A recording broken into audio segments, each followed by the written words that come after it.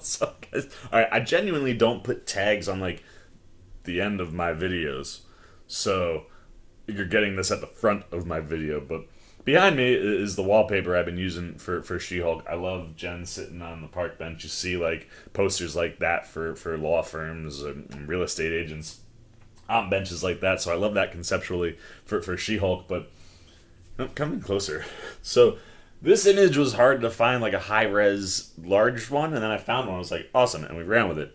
I've now used this background for 3 weeks, and it's the first time that I'm noticing it's in Spanish.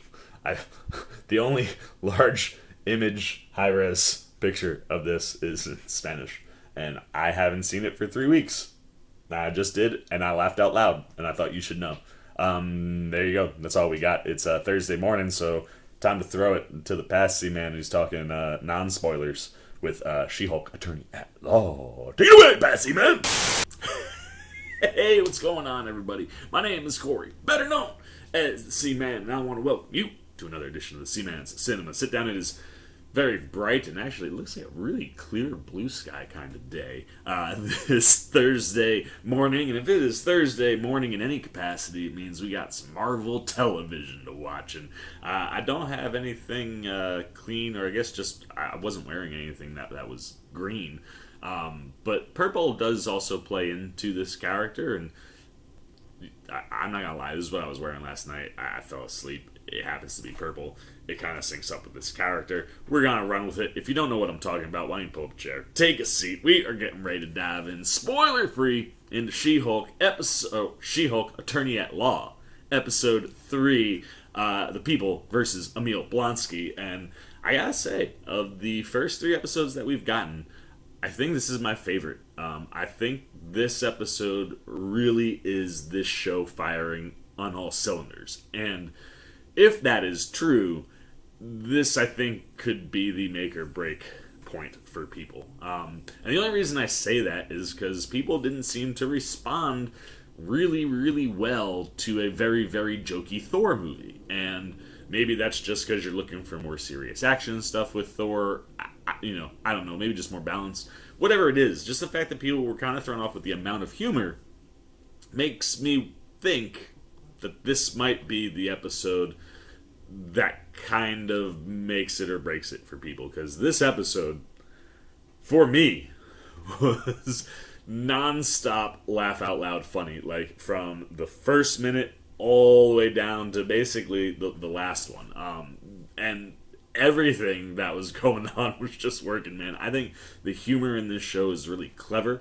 I think the humor sometimes is used as a bit of a guise or a mask to some of the more serious or bigger things the show is doing.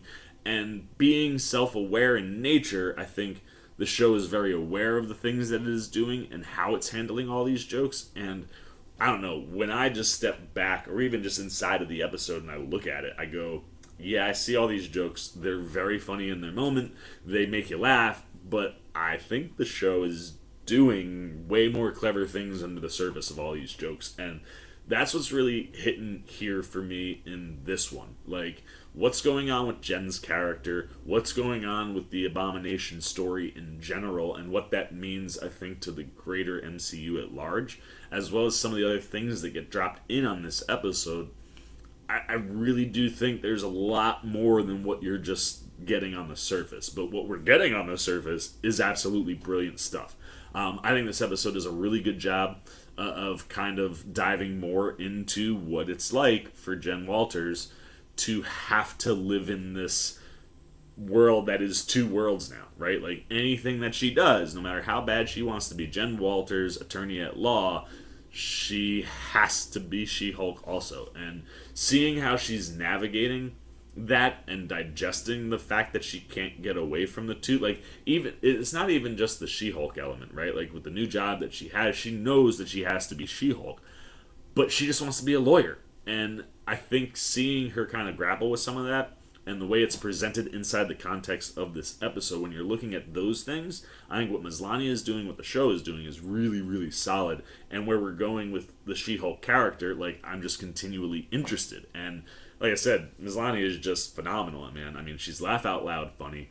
She really knows how to hit those clever beats, and she can take something that makes you laugh almost the whole show, and in one quick little shift of tone to kind of give a bit more of a serious kind of beat. Maslany can just, with a look, just shift everything where you're like, huh, all right, what's going on here? I want to know what's happening, because it didn't laugh on a ha-ha funny. And then, then you get the post-credit scenes. This is one of the other things I love, too, is that every post-credit scene is just trying to have fun. And the way they had to try to have fun with what goes on in this episode, it gave me a moment I never thought in a million years I would see, ever. And even in the world that we live in, I don't think I would have ever expected to see it. It was pretty fantastic, in my opinion. But it could be one of those things I think that makes or breaks the show for people. But when it comes to what Maslany is doing, I think she's really juggling everything. And even in a more joke-heavy episode, I think she's still getting the things with her story across that we need to take away in the less jokey scenario. When you look at this, the episode as a whole, obviously we're dealing with the fallout of the reveal that Abomination and Wong were fighting in that underground fight club, and how that story is handled, and how we dive into that, and how we reveal what was really going on there, right? Like last week, I kind of mentioned after Shang-Chi, I was always under the assumption that it was kind of like a, mental therapy type training scenario for Abomination, so he could be more in control of that version of himself for Blonsky. But we obviously know that's not the case, based on the fact that Damage Control didn't know that he was being taken out. So the way they answer those questions and the way they handle that stuff, I thought was really, really well done. Tim Roth is just a freaking genius. I mean, this is a guy that can do really dark and serious things, and has done those things with Emil Blonsky. But with the take that they're doing here with this rehabilitated guy who's got 7 lovers waiting for him on the outside, or his soulmates, as he calls them, Roth has a much different kind of demeanor, and just his delivery builds off of what we saw last week. How he handles himself in the courtroom, or not the courtroom, they spoilers, but they bring the hearing into Damage Control, because you can't let Abomination out of the cell that he's in, which is one of those things I think is clever, because it allows Jen to be Jen, the attorney, and not She-Hulk, the attorney. One of those clever things that I like with what the show's doing early. But yeah, watching how that whole sequence goes down, and how the people versus Emil Blonsky element of this episode plays out, I mean, Roth is just phenomenal. And then, I mean, all right, mild spoiler. Cover your ears if you don't want to know anything. I think it's pretty easy to assume that this is coming, but spoilers, cover your ears.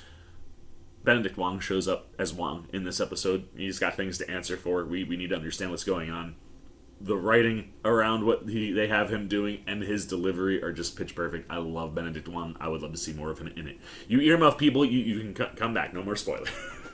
But everything that was going on inside of the case part of the episode was fantastic. And then you're starting to see more of what I have come to discover watching some of the Easter egg type things that Mr. Eric Voss and the New Rockstars put up.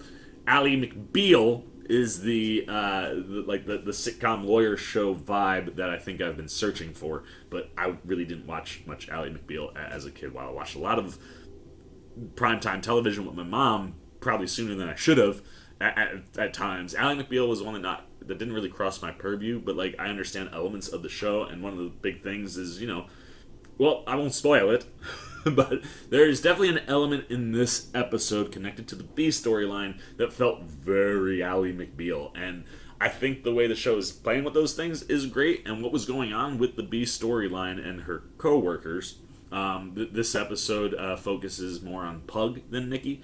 We do get a sprinkling of Nikki throughout the episode, and she's fantastic. I really do love her and Jen's relationship and the way that they communicate with each other. But Pug, what they give Pug this week was some of the funniest stuff you could do with the amount of things we know about the characters that we have met. It's genius. And how they're able to bring the A and B storyline and those plots together, also fantastic. But at the same time, everything that's going on with the Pug storyline has, I think, a very big underlying tone and theme. And I think the way that they're playing with the theme inside the context of the show points out the nature of humor that could come from this when in the wrong hands. But it could be hinting at something that's coming a little bit later on in the world that'll be more serious. And I think the stark, drastic tone to those, I think, is important to the MCU, and it allows the She-Hulk show that is doing a far more haha funny tone to lean into that stuff. And I don't know, man. Everything that was going on in this episode was working for me. It's my favorite episode of the season, and like I said, I think this is She-Hulk Attorney at Law firing on all cylinders. And if that's not for you, I don't know. Maybe this show won't be for you. But also, like, I don't have any inside knowledge. I don't know where it's going. But the vibe I get in this episode feels very much like what the vibe of what they're trying to accomplish is. And I'm here for it. The question I wonder is if you guys are. But before we get there, let's get the old C-Man sub and give this bad boy a score. Once again, I think this is just going to be par for the course, basically. But Tatiana Maslany, phenomenal. And the stuff that's going on with She-Hulk, there's a lot of jokes and a lot of funnies in here, but I think there's some serious things going on with Jen Walters and She-Hulk. And when Maslany is asked to juggle or handle both of those, I think she's doing a very good job. Our B plot line, I think almost every week, is going to deal with her coworkers. And this week we get to spend most of our time with Pug. We do get to sprinkle everybody in there. But the Pug storyline this week is gold. And yeah, the surrounding characters in Jen's life are great. And the performances that you're getting, I think, really work for what these characters are. The stuff with Blonsky and his case, really dug that. And while the episode is very joke heavy, I laughed start to finish this episode. You'll see it in my reactions. But while it's doing that, I do think there's stuff under the surface of all those jokes that are very clever, very smart, and are starting to open up some things for the MCU story-wise where I'm like, I really want to go into some of these things. So I'm really digging what's going here. I'm going 4.8 out of 5. I think there's some wiggle room for this show to get better, but this, I think, is like a preview of what this show can be and when it's firing on all cylinders. So 4.8 it for me. But the real question, like I said, is what are you guys thinking, man? Are you down for a joke-heavy She-Hulk show? Do you think the show is handling that stuff well? Do you like the balance? I think this is, like I said, the most joke-heavy, but at the same time, I think it's also doing all of the lawyery things and all the She-Hulk things that the show, I think, is starting to show and will be very good at. Is that hitting for you? What do you think of the fourth wall breaks? I think we had our two best fourth wall breaks in this episode, and again, I think it's really handling those things the best you can. So are you guys feeling that? Do you see some of the bigger storyline things maybe kind of hovering just underneath all of this stuff? Do you think that it can go to some more serious places? And what do you think of the performances? Is Maslany crushing it for you? Anything you got, man, on She-Hulk Attorney at Law, Season 1, Episode 3, The People versus Emil Blonsky?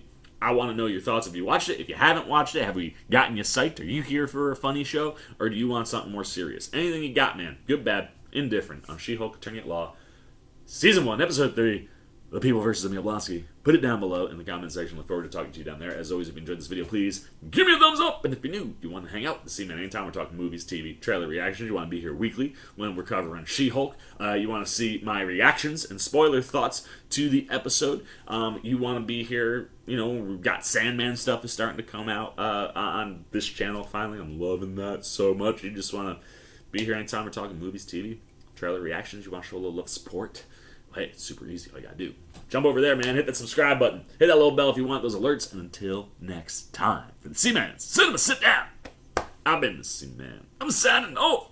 Peace. Oh, hey, what's going on?